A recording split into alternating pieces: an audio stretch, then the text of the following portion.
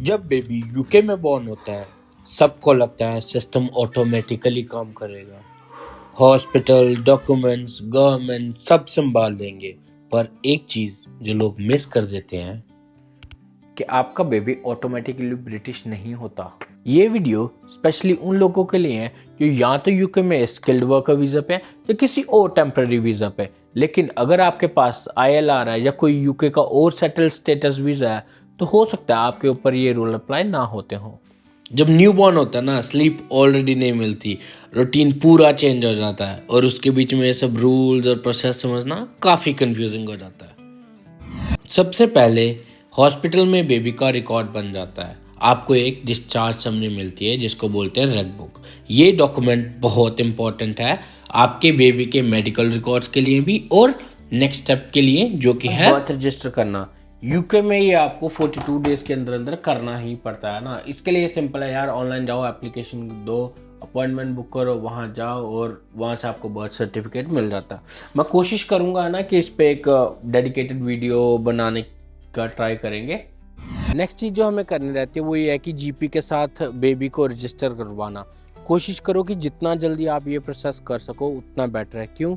जो जीपी है वो आपके बेबी का एनएचएस नंबर जनरेट करेगा और वही आपको जो बेबी के 6 to 8 वीक्स वाला वैक्सीनेशन है वो वही आपको अपॉइंटमेंट्स देंगे कि हाँ भाई आप तब आ जाओ, ऐसे है वैसे है, ठीक है। लेकिन अगर आप वो रजिस्ट्रेशन लेट करते हैं तो हो सकता है आपके बेबी के वैक्सीनेशंस भी लेट हो सके। So don't miss this thing, है ना।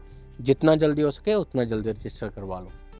अब सबसे इम्पोर्टेंट बात समझ लो, बेबी ब्रिटिश सिर्फ तब होता है जब पेरेंट्स में से किसी एक के पास भी या तो ब्रिटिश स्टेटस हो या उनके पास आईएलआर स्टेटस हो।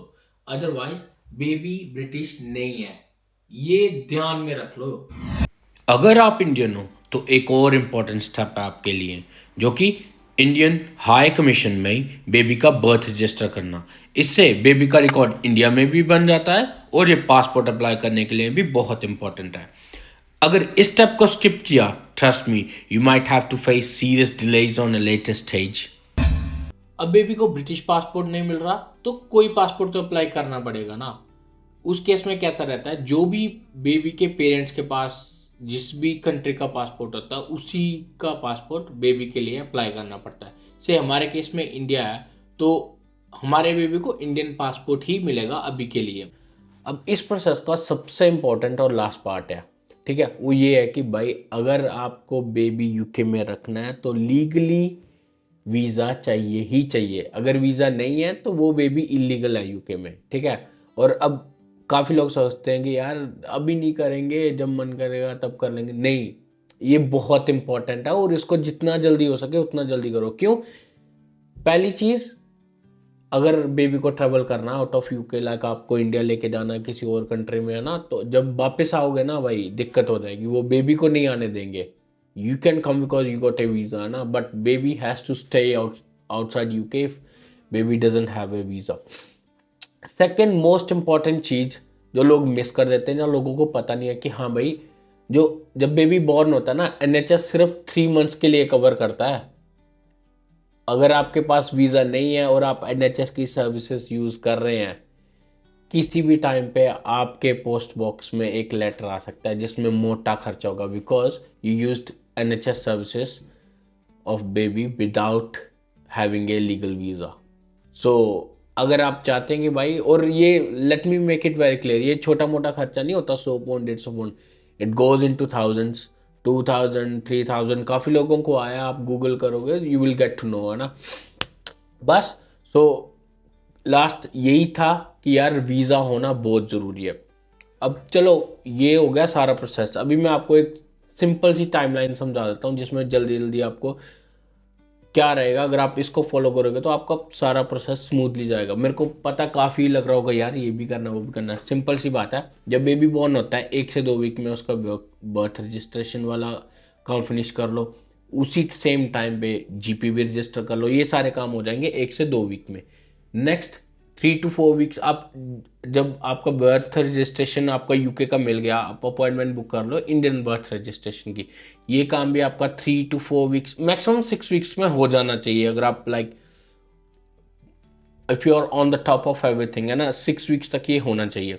उसके बाद है जो लास्ट वो है आपका पासपोर्ट अप्लाई करना।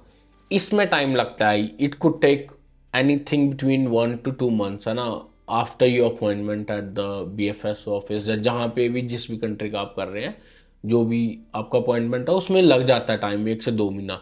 और उसके बाद आ जाता है लास्ट स्टेप, वीज़ा। सो आपका ये सारा काम ना, जैसे आपका पासपोर्ट आया, आप पहले ही डॉक्यूमेंट रेडी रखो, है ना, straight away apply for visa. So hopefully 3 to 4 months में ये आपका सारा सारा काम हो जाना चाहिए। और ये बहुत ज़रूरी है, कुछ भी मिस नहीं करना।